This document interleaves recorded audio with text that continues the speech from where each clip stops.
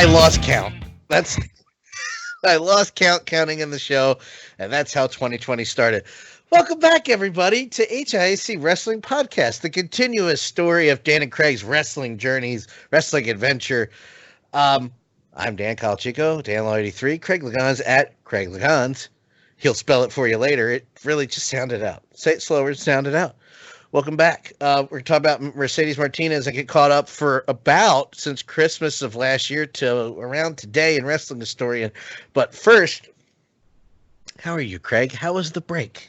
The break was great, Dan.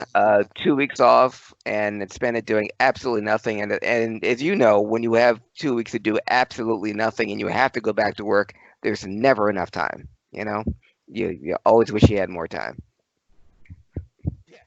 Yeah, well, I it's funny you say that because I literally, other than hockey, which you can see, I can't believe my hair looks decent today because actually, as the Italian I am, took a bunch of Italian grease and went like that and put it down so I looked presentable.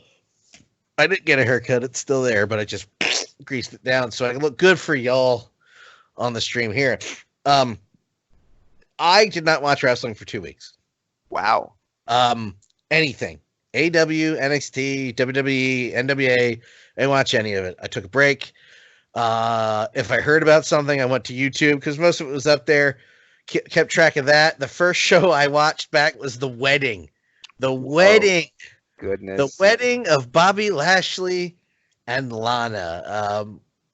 I organically fell into that because we didn't talk about that on the show, but that was organic because that's how good I am.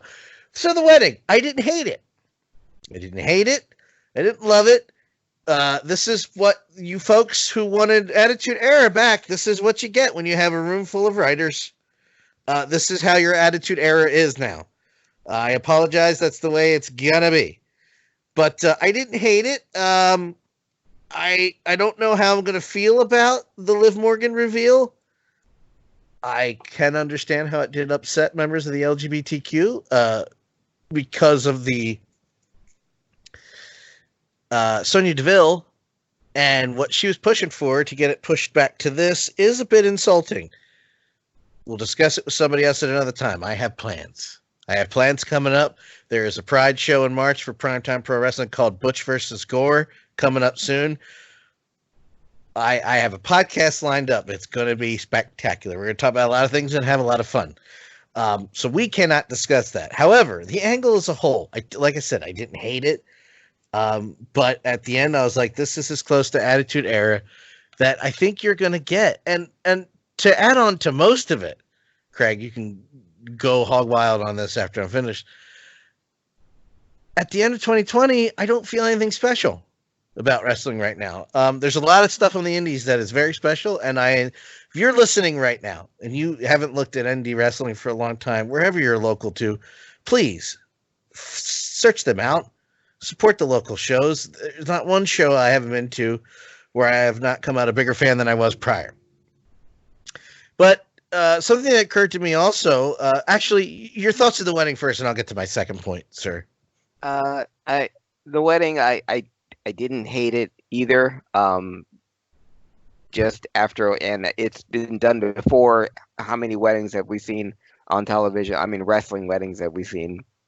And so I didn't hate it, but I just think it went on a little long. I think I told you, midway through after the second run in, it's like, okay, where's the chase and how do we cut to it? Obviously, there's a huge cake in there. Someone's in it. I only found out the next day that my birthday buddy, Lynn Ann Wilkinson, who I hope is listening to this podcast, because I told her I would give her the props. Her mom actually decorated that cake. That's right. You told me that. That's and right. I sent you pictures of that. And if you want to post them, that's fine. But she decorated the cake. And that Rusev had been in there for a half an hour. Not as bad as Tommy Rich hiding out underneath the ring an entire day to pop out at the end to support an angle in the Mid-South Coliseum. But Rusev was in the cake for a good 30 minutes before his cue to pop out. I just don't know. And the thing is, while the fans booing and all that and going on, the the person whose opinion matters the most, Vince McMahon, loved it. He thought Lana did a great job. He is very high on Lana right now, and her expressions, the way the heat. Right now, she's a heat magnet, obviously, and so he thinks she's doing a great job. So as long as Vince likes Lana, we're going to see more Lana Bobby soap opera drama in the ring. I will say though, if you're going to take wrestling off for 2 weeks and you come back and the first thing you see is the Lana Bobby Lashley wedding, I'm sorry. Not the best. Not the best way to reintroduce yourself into to jump back into the pool, as they say. But I'm glad you witnessed it. My favorite episode of the year was the year-end wrap-up special by NXT. They I actually forgotten how many great matches that they put on all year in their awards ceremony. While a bit gratuitous, it was really well done, and those guys earned it. Attitude Era, the series of matches between Adam Cole Baby and Johnny Gargano were the best since, Flair Steamboat, as far as wrestling goes, and as far as getting a crowd into it. The War Games ladies cage match, outstanding. The ladder match that put the Street Profits over, absolutely great. That was the best match, the best telecast of the year, and it was just a wrap up of the reason why that NXT was the best brand of all 4 brands, including Raw, SmackDown, and AEW. NXT stands head and shoulders above every other wrestling organization. That's no slight to the NWA, but that's NXT right now is in the lead, in my opinion. I agree with you, and that beautifully segues into the second part of this, and that was what I was saying is I really want AEW to succeed. Mm-hmm. I would really like NWA to succeed. They have there is a, for all those people out there, debatably rightfully so. We're not here to debate. You like, I like what I like, you like, you, Craig, like what you like. Mm-hmm. And there are people out there, and there's not a lot of mediums where you get this option where they want the old ways back. Hockey fans, they want old hockey back. I understand. Wrestlers want the old school wrestling shows back. The NWA Power is up your alley. It is produced verbatim in a good way. Mm-hmm. Now, unfortunately, with New Japan leading up to Wrestle Kingdom, which I did watch, I did see Liger, Jushin Thunder Liger. We're going to talk about him in a second too. My God, all these things I forgot to talk about. That's for you. For those who are on Twitter, and there's a few people who listen to us but do not watch wrestling because they do not like wrestling right now. If you liked it the old way, go to NWA Power. It's free on YouTube. It's an hour a week. It's got what you're looking for with the stars of today. Again, a shimmering glimmer of hope there is the former Damian Sandow, Idol Stevens is every bit as good on the mic as he ever was. And he's fantastic now. So please go watch that for him. As I was going to say, and Nick Aldis. That's a good show. I can't watch that. That's the one that falls by the wayside because I just don't have the time. AEW, I'm disappointed a little bit. I want them to succeed was my original line, and then I went to the left. They came out and told everybody they're going to be different than everybody else, and it has, for better or for worse, been more of the same. There's nothing on that show right now. There's been great matches, not as much as Twitter is saying. But there's been great matches, but it's not distinct enough from WWE. It just isn't. I'm sorry. I know I'm going to upset a few people listening. To me, it is just slathering another different coat of paint on a different color paint on something but you get the same kind of results where still the room, it's okay. Looks a little different, but feels the same. It feels the same. It's got to change. For one of these shows, it's got to change. That's where NWA and WOW and NXT succeeded last year. But here we are. I don't think AEW has lived up to. Now I know it's been less than a year and they have a lot to work on. So hopefully the ownership and the TNT will give them the time, because you got to give it time. NBC, Conan Tonight Show. What a weird shot that was. Timely too. But it was a good analogy though. It was a perfect analogy. You got to give it time. But yeah, thus far, no, it's okay. It's not terrible, but it's okay, Craig. Yeah, it is okay. But what can make it better though? They have all the ingredients to make it better, and one of them they're not using. I mean, the only reason I had any interest in AEW at all was MJF. But anytime I look at AEW, it's never on. Yeah. How are you have, the next Roddy Piper, sitting on your lap, and all you got to do is, if you don't want him to wrestle, fine, or just give him a segment every week. Give him 5 minutes. Just stick him in the ring, or just have him walk out with the fan, just walk through the crowd.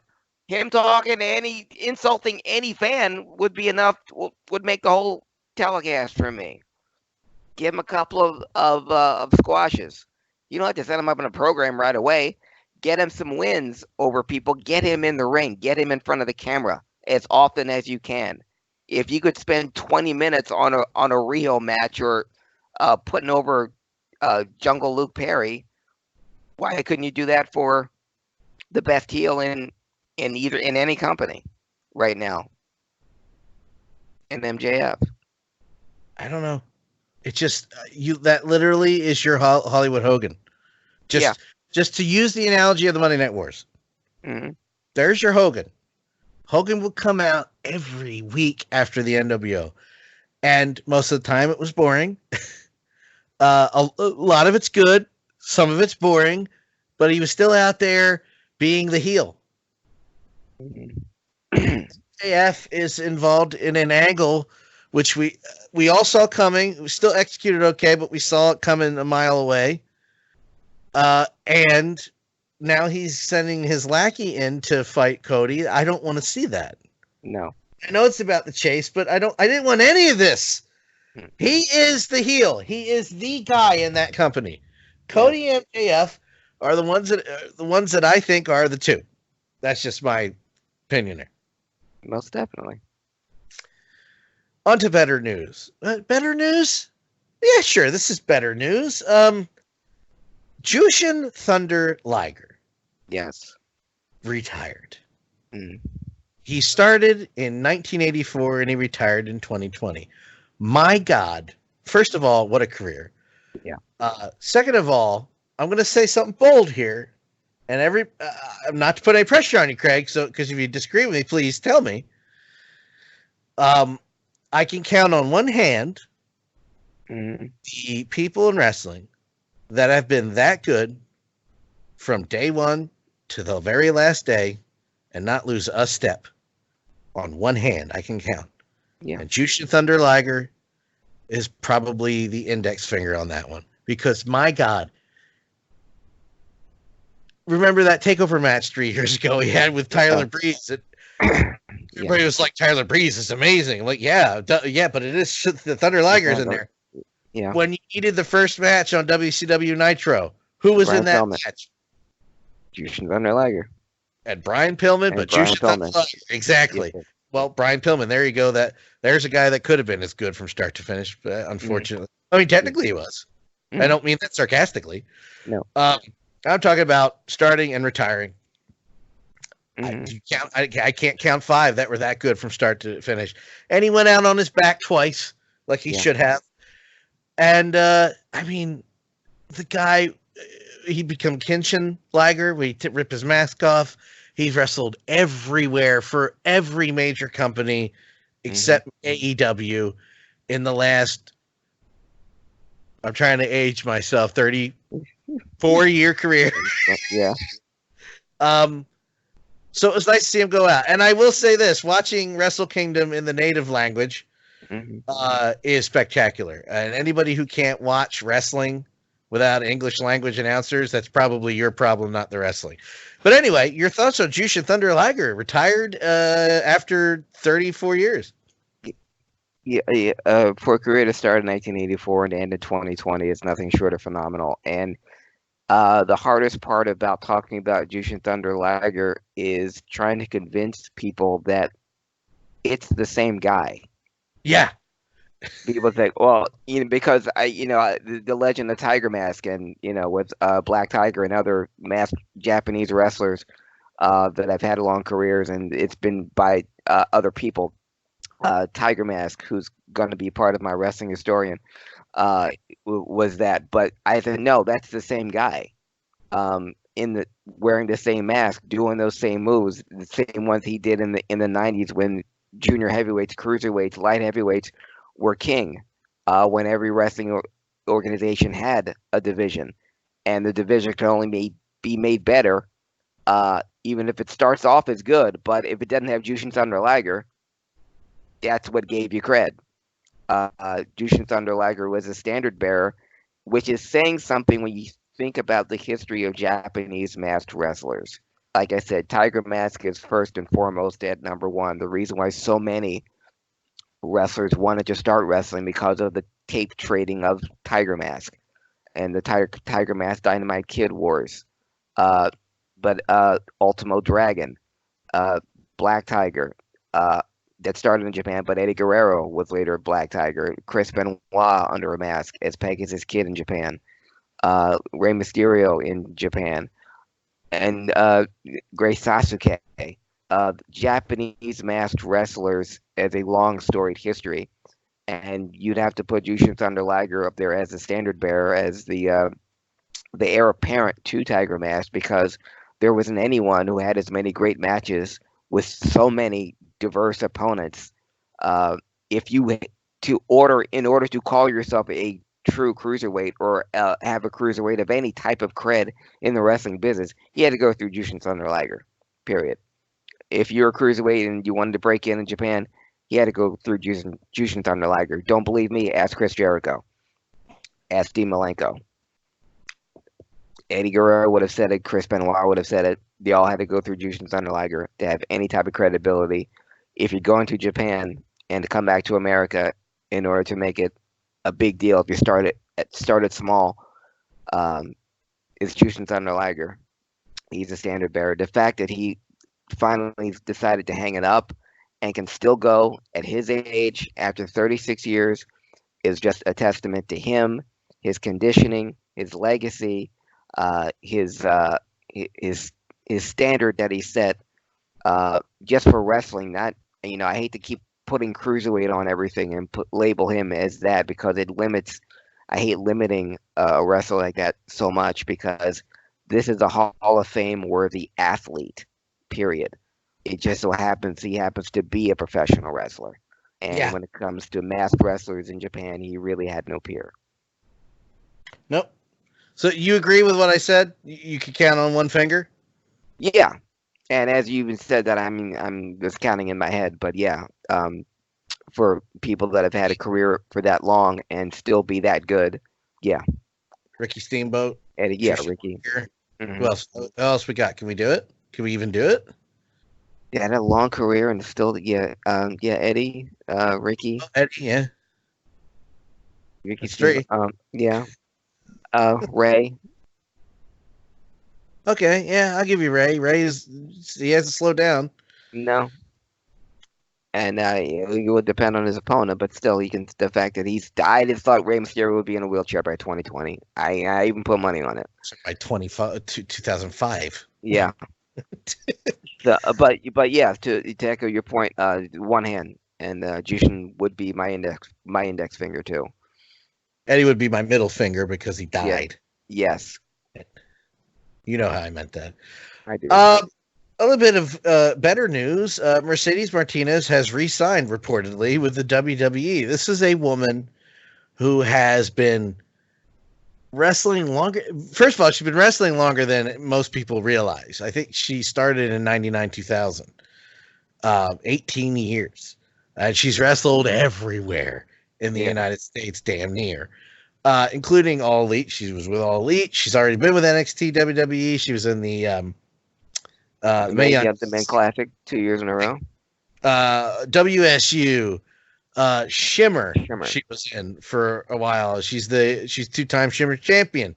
Mm-hmm. Ring of Honor. She was with. Remember WXW? She's there too. Yeah. Everywhere. Yeah, And I first became familiar with her in my clique at Pro Wrestling Unplugged, there you go. PW clique. We were always in front row, and she would always come after music, and she would always dance with me.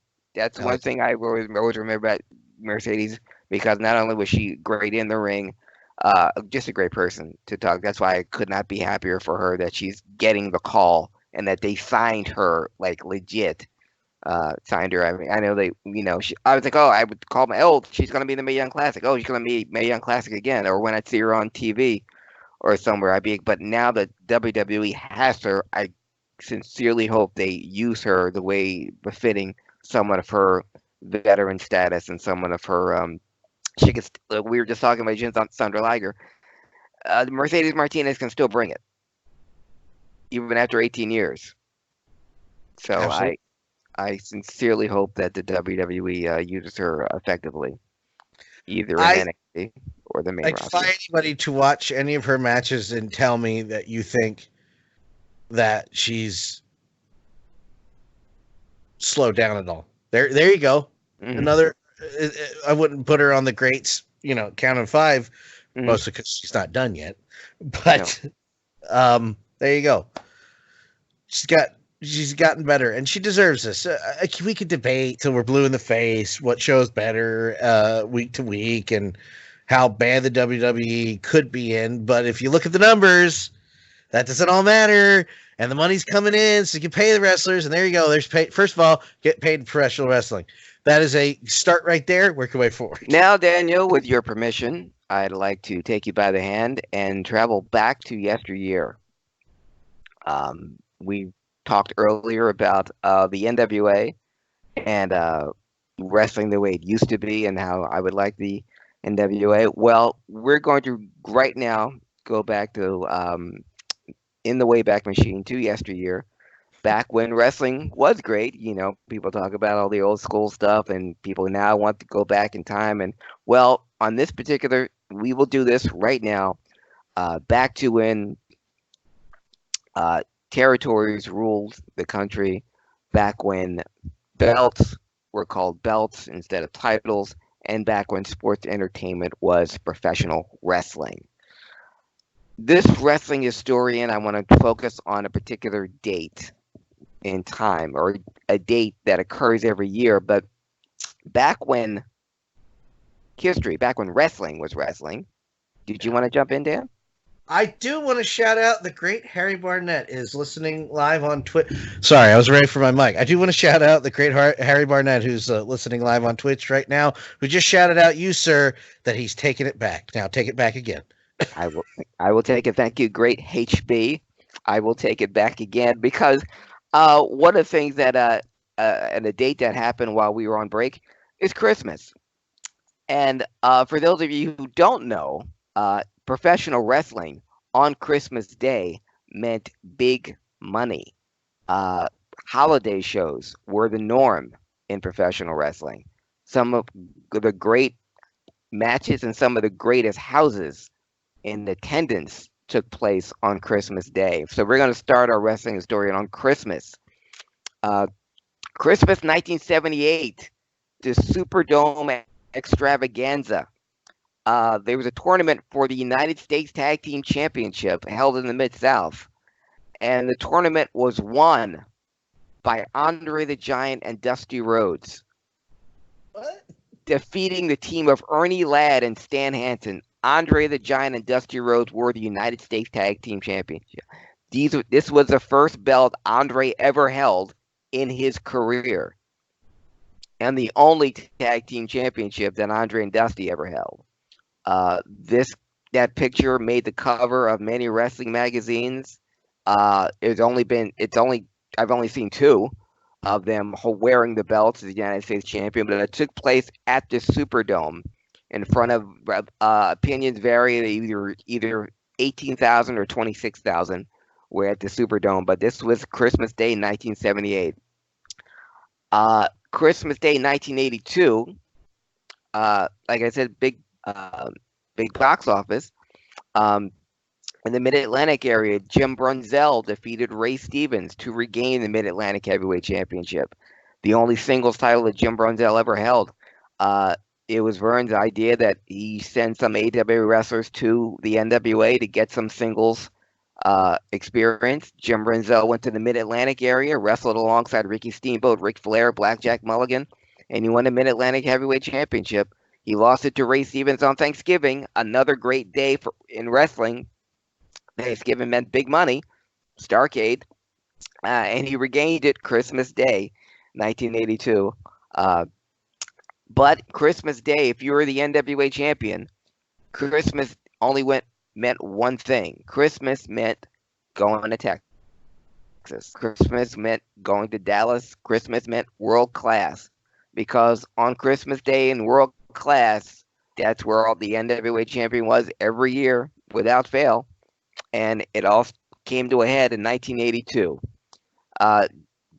The Fritz von Erich, the head of world class, realized on Christmas Day in Dallas was always a big gate, a big house, and it got so big in the early 80s that they decided to move it to the Reunion Arena in Dallas, where the Mavericks play.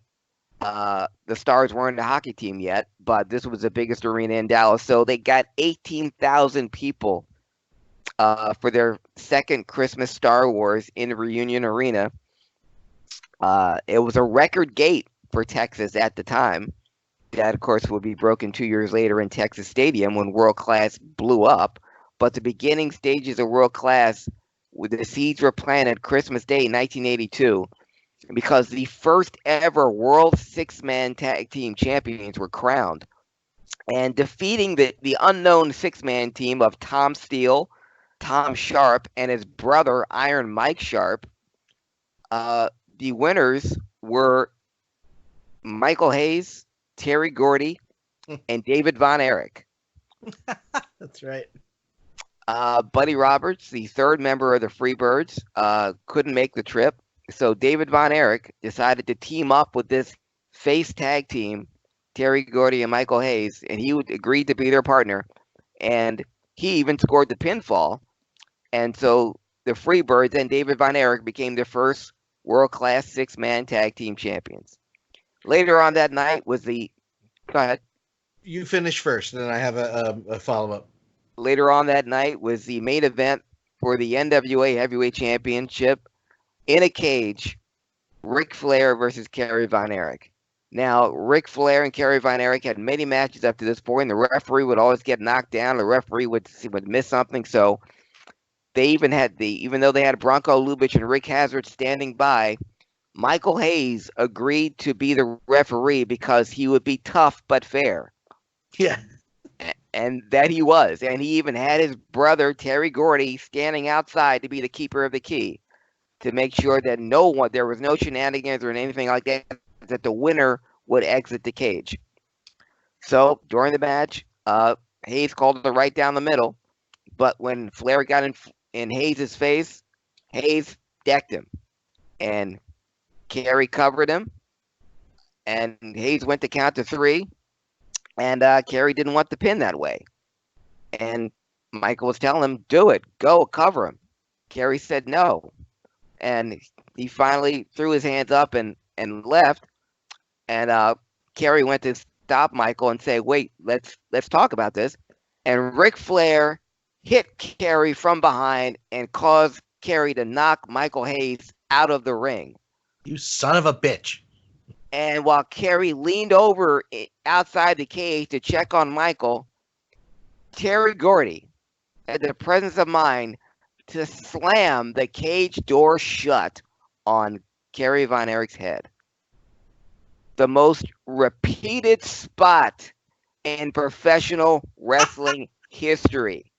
Started Christmas Day 1982. How many times, wrestling fans listening to this podcast right now, have you seen someone slam somebody's head in a cage door? It started Christmas Day 1982 at the Reunion Arena in Dallas. And not only did that start the most repeated spot in wrestling history, it kicked off the Freebird Von Erich feud that would rule world class for the next 5 years, and maybe next to the Midnight Express versus Rock and Roll Express, the most money-making feud in professional wrestling history. First of all, I always forget that was on a Christmas Star Wars show. I always forget that bit of information. Second, and I only told a few people about this because I'm not like, hey, look what happened. Look at me, a celebrity. Back in December of 2016, the Flyers were playing the Dallas Stars. Mm-hmm. And one of the announcers made a comment about how good the attendance was. It wasn't great. So I tweeted, and I hashtagged it with the appropriate hashtags for hockey and the wrestling. I said, good attendance. There was more people at the Sportatorium on a Friday night than they're here at the hockey game. The very next day at 8:00, I get a private message from one Kevin Von Erich. Whoa! Who says, "Ha, good one." And I was like, KVA. What? How did he find that? He's been following me on Twitter ever since, and we'll have he'll like my tweets, I'll like his. I'm a nobody, and as he should, he doesn't know who the hell I am, or probably why he follows me. But I will say, the little wrestling fan in me, who is much smaller than the big guy you see in the skin, can't wait for Harry's reply to that one. The little boy was like, hee because out of the blue.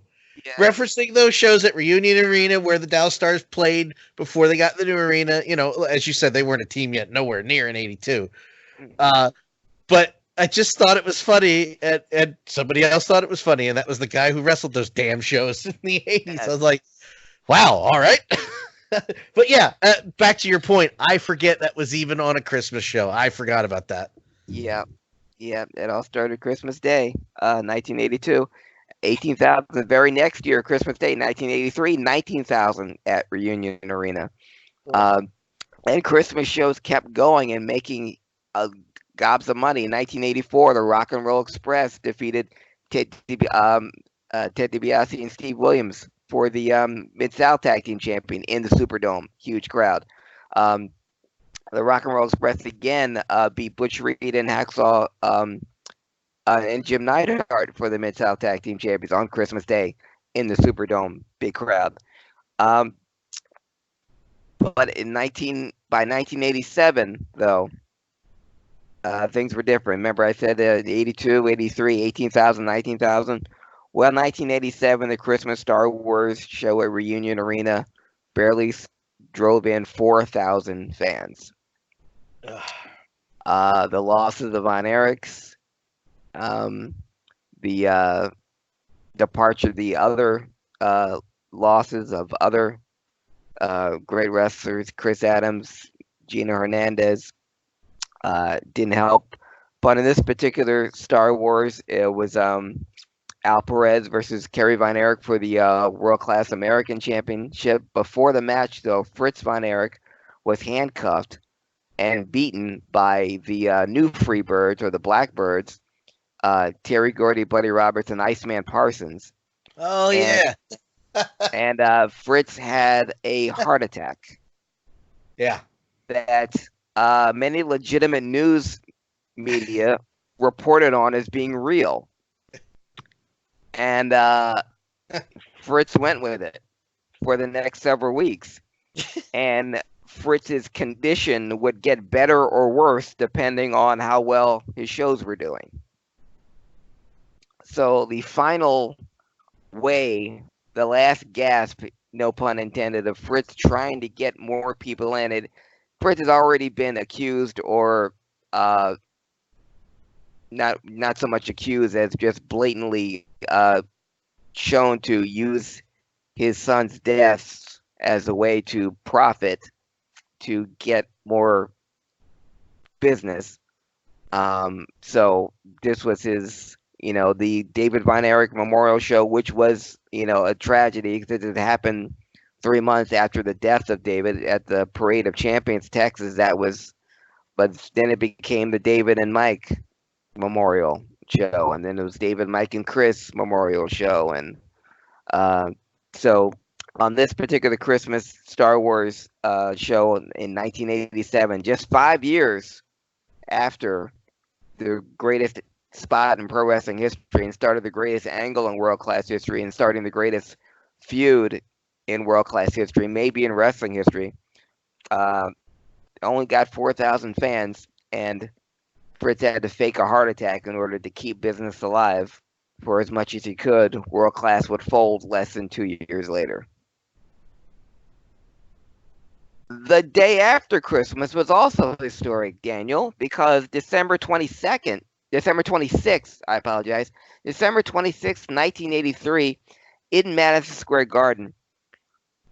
Listen to this crowd, 24,542 paying customers were in Madison Square Garden the day after Christmas to watch a star-studded card. One of the matches, Jimmy Snuka and Arnold Skolin went up against Magnificent Morocco and Captain Lou Albano in the further of their feud.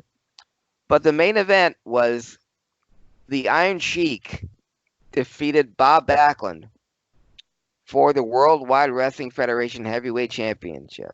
Now, Bob Backlund was caught in the camel clutch. He never submitted, but his manager, Arnold Skolin, threw in the towel. And after 5 years and 10 months, Bob Backlund was no longer champion. How dare you! But the Iron Sheik became the WWF Heavyweight Champion, Freddie Blassie's only champion he's ever managed in the World Wrestling Federation, December 26, 1983. Staying on that tradition of big houses during the holiday season, on December 29th, 1985, another great historical date, this was the third NWA-AWA joint card. This was Super Clash 3. I remember earlier this year we talked about the Super Clash at Comiskey Park in Chicago in the AWA Stronghold, where the NWA champion and the AWA champion both wrestled. Well, on this was the third and what would turn out to be the final AWA-NWA card. You had the NWA Tag Team Champions, the Rock and Roll Express, going against the AWA Tag Team of Scott and Bill Irwin, the Long Riders. You had the NWA United States Champion, Magnum TA, going against Tully Blanchard. You had the AWA Tag Team Champions, the Road Warriors, going against the former NWA Tag Team Champions, Ivan Koloff and Crusher Khrushchev. And the NWA Champion, Ric Flair, went up against Dusty Rhodes. And the AWA title changed hands when the AWA champion Rick Martel submitted to a Boston Crab, or a Brazos Valley backbreaker as he called it, and Stan Hansen became the new AWA heavyweight champion, December 29th, 1985. Stan Hansen obviously would go on. He would never lose the AWA championship. He was the last legitimate man to hold the AWA title. But he won it, his first and only World Heavyweight Championship in America, December 29th, 1985, Super Clash 3, by defeating Rick Martel and starting a very glorious, some would say inglorious, title reign as the AWA Heavyweight Champion. I still remember his acceptance speech with Gary Michael Kopetsky holding the microphone for him. And he went, "Dude, I've told everybody. I told everybody that I could beat this man, Rick Martel. I give him some credit, even though I did have to chase him." And Obviously, we know the story, the history between Rick Martel and Stan Hansen. That goes all the way back to Texas. Rick Martel defeated Stan Hansen in 9 seconds, but they remained friends to that day. And if anyone was going to do the job to Stan Hansen, it would be Rick Martel, his old friend. And he submitted to a backbreaker, and Stan Hansen became the AWA heavyweight champion. December 29th, 1985. On that same date, Dan, another historic title change happened. And it has to do with the Monday Night Wars. On December 29th, 1998, Mankind, Mick Foley, would win his first WWE Heavyweight Championship by defeating The Rock. Now, this bout wouldn't be shown until the following Monday, January 4th. And because Nitro and all fans already knew what happened, it was later. We'll get to that in the later part of the Wrestling Historian. But Mick Foley won his first WWE title December 29th, 1998. Going on to January 1st, 1982. We talked about the great Jushin Thunder Liger and the greatest masked wrestlers in Japan. Well, on January 1st, 1982, Tiger Mask would defeat Dynamite Kid to win the WWF Junior Heavyweight Championship for the first time. That was the first title match between Dynamite Kid and Tiger Mask. And the Dynamite Kid Tiger Mask feud, the wrestling matches, would be the greatest matches that anyone had ever seen. And those matches would be singularly responsible for Mick Foley, the aforementioned Mick Foley, to want to be a professional wrestler. The Tiger Mask Dynamite Kid tapes were traded throughout the galaxy in the 80s. VHS cassettes where VCRs were king. And the only way you can see the Tiger Mask Dynamite Kid matches were on VHS. Well, the first title match, the first time the title match between them took place was January 1st, 1982. And next to the Freebirds and Von Erichs, this would be the greatest feud in wrestling history, in my opinion. Yeah. Which brings me to January 4th. Now, I said Mankind, Mick Foley won the title December 29th, 1998. Well, January 4th, 1999, it was shown on Raw, opposite Monday Nitro at the time. And Tony Schiavone, according to him, upon orders from Eric Bischoff, told fans on Nitro that Mankind was going to win the title. Mankind, a man that couldn't cut it in WCW, was going to be their world champion. And I quote, that ought to put butts in the seats. What he didn't know was everyone, including me, would turn to Raw to see that world title change. The thing is, on Nitro that night, there was also a world title match because Nitro was taking place in the Georgia Dome, where Hulk Hogan had sold out time and time again against Sting, against Goldberg.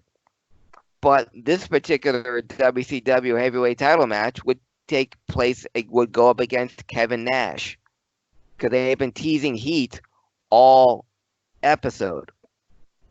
But when the match finally started between Kevin Nash and Hulk Hogan for the WCW Heavyweight Championship, it was the finger poke of doom match.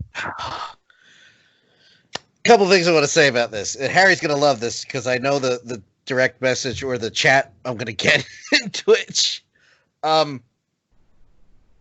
First of all, that Nitro was a good episode. The Raw was a good episode. That was one of those weeks where it could have gone any other way. And it just, once Eric tried to open his big fat mouth and told Tony to say that'll put butts in the seats, this guy, who was a WCW mark to this day, I know because Harry will remind me about it every freaking time I bring it up, and I love him for it. I even turned it off. I was like, excuse me, Mick? And it's funny because those pops for both Mick and Stone Cold. This is one of the clips I always say when people are like, wrestling can be, and I'm like, maybe not like that ever again. It's the sound that place made when Stone Cold came out. Yeah. It's the same sound when Jericho debuted on Raw, louder, of course. But yeah, all of the stars were aligned for the WWE to just steamroll WCW that weekend, and Eric helped.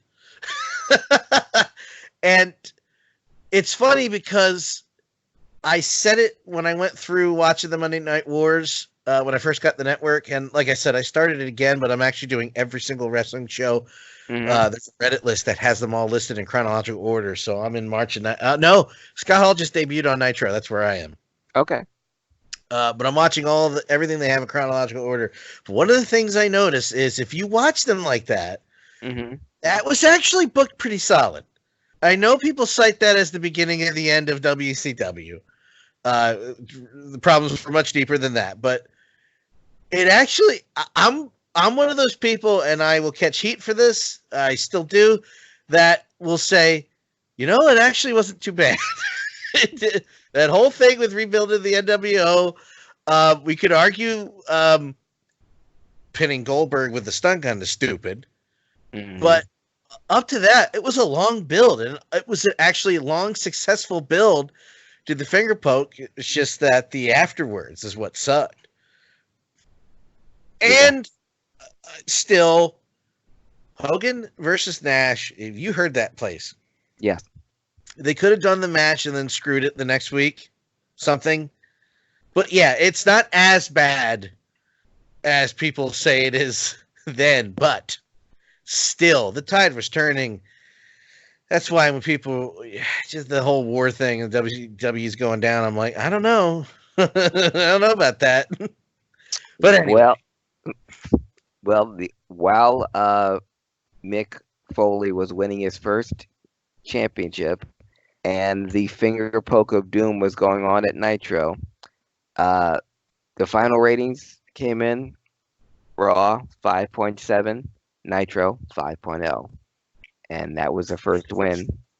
Those numbers are insane. Yes. Just but like you said, people were saying that's when the tide turned, and that wasn't the first time Raw had beaten Nitro, but that's what ended the 84-week in a row trend. But yeah, all that took place on the same day, January 4th, 1999. January 5th, 1996, right here, Philadelphia, ECW Arena, House Party 96.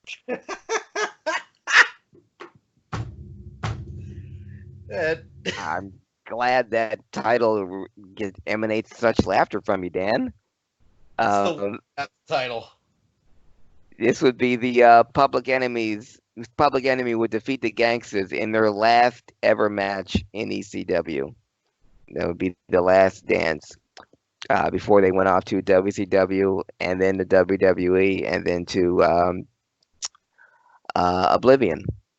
But that was their last match. Arguably the most popular tag team in the history of ECW. But they are credited for putting tag team wrestling or the popularity of ECW. They certainly helped a lot. But that was their last match in ECW. And while we said goodbye to one, we said hello to another. Because while the Public Enemy were leaving, making his debut that day at House Party 96, defeating Axl Rotten would be one Rob Van Dam. Wow. Yep. So there's that. So that occurred January 5th, 1996. January 7th, 1979, Dan. I mentioned Terry Gordy and Buddy Roberts and the Freebirds earlier, and how they put World Class on the map, and they were part of the greatest feud in world class history, one of the greatest feuds in wrestling history.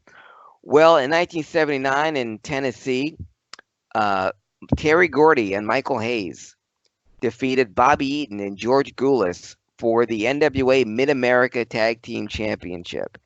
This would be the first title win ever for Michael Hayes and Terry Gordy, the Freebirds' first championship. And Wow. won by Terry Gordy at the ripe old age of 18 years old. Later on that same year, the Freebirds would headline the Superdome, like I mentioned earlier, draw record-breaking crowds, get a gun drawn on them. From there, they would go to Georgia and establish themselves and establish the Freebird rule. And from there to world class, and the rest is history. But it started, their first championship was January 7th, 1979. And we had to start somewhere. And the careers of Michael Hayes and Terry Gordy, like I've said many times on this very podcast, on any given day, I will say they're the most influential tag team of all time. The first tag team to ever use music to enter the ring, the first to have a 3-man unit, the first stable to sell out arenas worldwide. If it weren't for the success with the Freebirds, there would be no New Day, there would be no Shield, there would be no Wyatt family, there would be no whatever Seth Rollins has now. There would be no factions as a whole if it were not for the success of the Freebirds. And it started January 7th, 1979, and there's really has never been a tag team that started, a pair of unknowns that started like that, and the trajectory would just go up from there to Memphis. I mean, they were in Memphis for 2 weeks and were already out. Jerry Lawler already wanted to get rid of them because they were stealing his heat, and they were that popular already. And look at that. Years later, we can't get rid of King. Yeah, now we can't get rid of 7 years old. Happy belated birthday, King, by the way. Jerry Lawler just turned 70. But Michael Hayes and Terry Gordy went from, I mean, in that year alone, going from the Mid-America Tag Team Champions to selling out the Superdome, to going up against Andre the Giant. And these are kids. They hadn't even been 2 years and they were the hottest tag team from 79 to 84. No one could touch the Freebirds, period. Which brings us to today. Today in wrestling history, is 2006, January 8th, 2006. New Year's Revolution pay-per-view. Oh boy. One of the features was the Elimination Chamber, was the main event. And check out who was a part of the Elimination Chamber back then. Kane, Chris Masters, Carlito, Kurt Angle, John Cena, and Shawn Michaels. Which means one of those guys could have potentially been the world champion. And it was actually Chris Masters' 23rd birthday on that day, January 8th, 2006. Well, it came down to John Cena and Shawn Michaels. Actually, it started with John Cena and Shawn Michaels. John Cena would defeat Chris Masters and then Carlito at the end to retain the WWE Heavyweight Championship. Just then, Vince McMahon came out and said, please raise the Elimination Chamber, raise the cage, because Johnny got one more match. And he introduced the Money in the Bank winner, Edge. Edge would go on to defeat John Cena in less than 2 minutes, and Edge would become the first man to ever cash in Money in the Bank and would win his first ever World Heavyweight Championship with Lita by his side.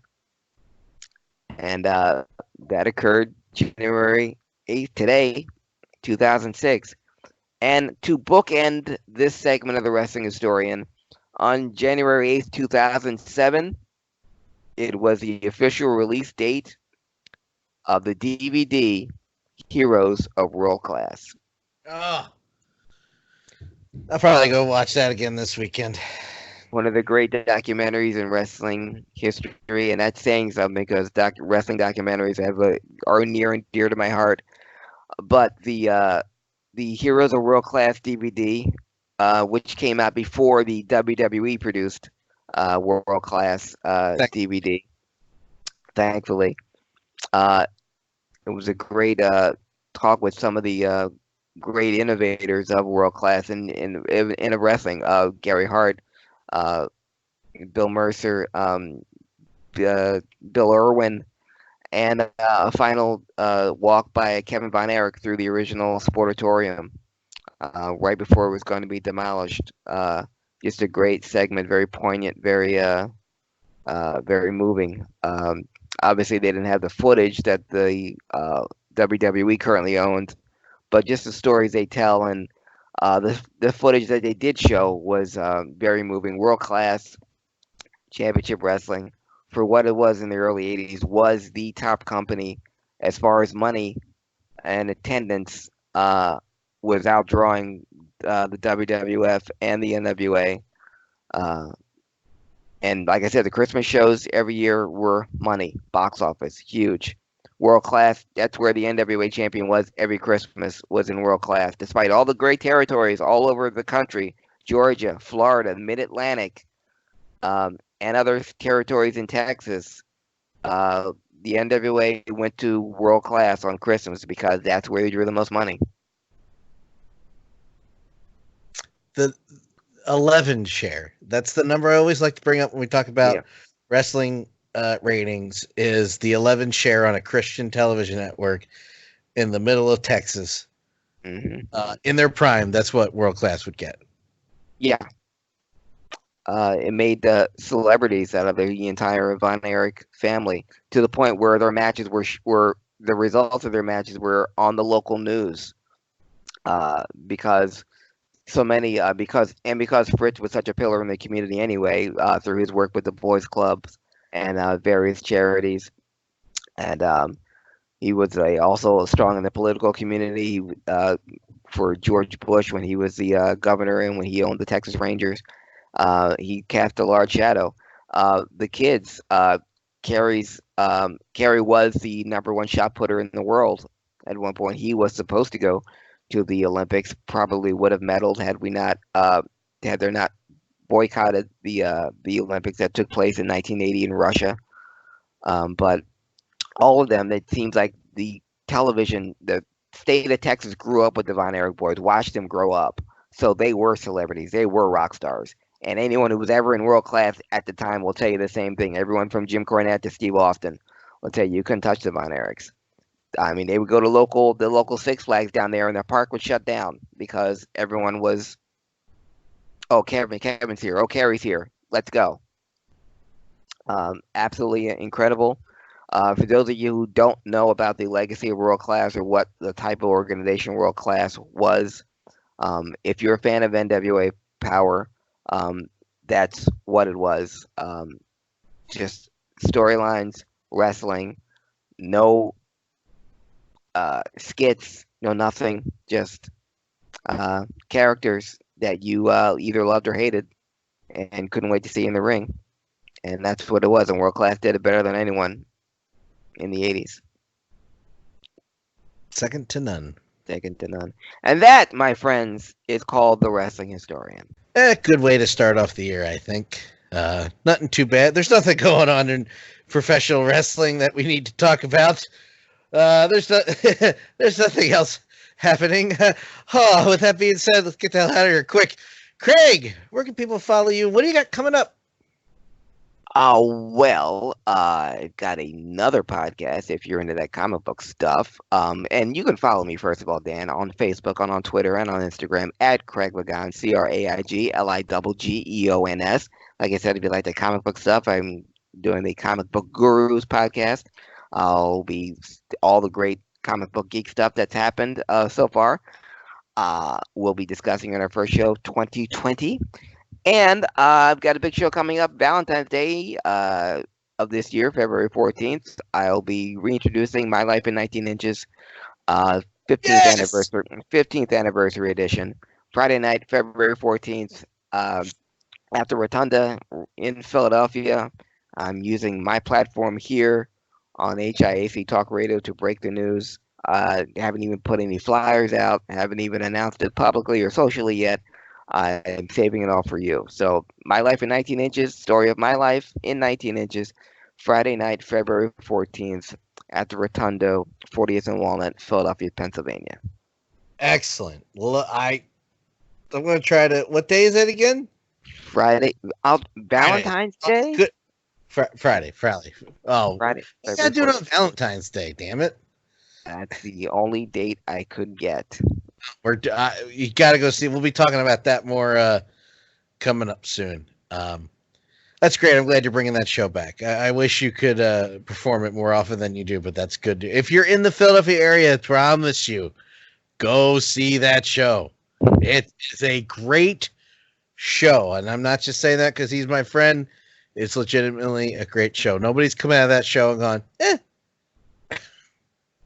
Except if they have, they're an idiot. Except you. Follow me on Twitter, Facebook, Instagram at and all social Tumblr, all social media platforms at DanLaw83. The HIAC Talk Radio Network is out on all social media platforms at HIAC Talk Radio. You can listen to the podcast on Apple Podcasts and Google Podcasts if you search the VOC Nation Radio Network. And speaking of them, the BradyHicks.com is where you can also listen to us. For Craig Legons, I am the above average comedian Dan Calachico. We'll see you next time. I'm glad you're here with us in 2020. Have a good night, everybody, or day, or afternoon, or wherever you are. Goodbye.